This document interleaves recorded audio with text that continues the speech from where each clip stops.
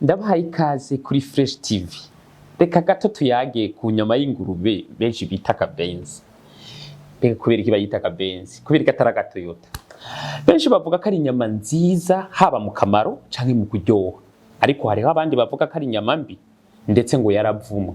Hariho abavuga yuko itanateguweho neza ngo ishe neza, ndavuga gusha neza. Ari ingwara gusa zigendera. Hari uwo cavuga ati mu Kamenge barayihisha neza. Ivyo vyose ni muri Warubizi Avec Patrick Sage. Now you know. Ese izina akabenz ryavuye hehe ko no mu bihugu bibanyi na cane cane u Rwanda ingurube bayita akabenz? Hari ico biziko? Twandikire muri commentaire. Duhere ku vyiza bivugwa ku nyama y'ingurube ariyo bita akabenz. Icambere coco ngo iraryoha mu kanwa, ico bita saveur, kandi kenshi iba yoroshe. Turabe mu bijanye n'amavitamine dusanga mu nyama y'ingurube. Ingurube irimwo ivyankenerwa vyinshi ku bijanye n'amagara ya muntu. Irimwo proteine ku rwego rwo hejuru, irimwo zinc, irimwo selenium.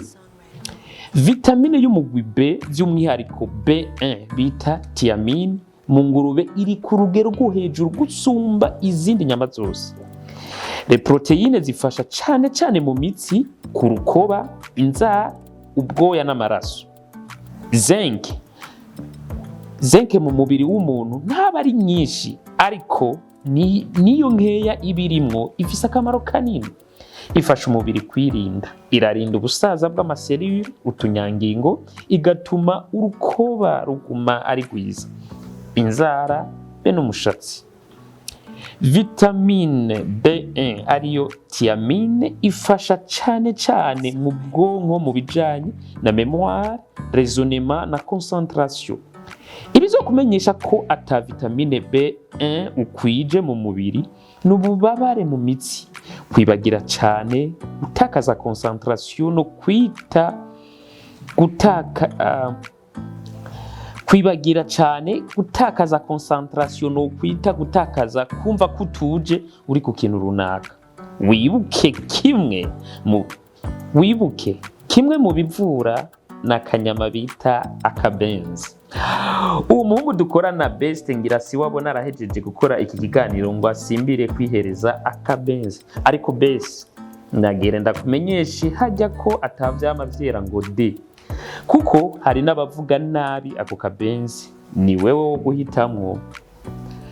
Mu byo bavuga harimo ko Bibiliya itemeranya no gufungura akabenz. Mbe kubera iki rutobura ubenz?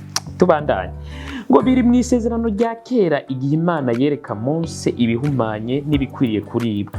Abandi bavuga ko mu isezerano rishasha byose ari mahwi.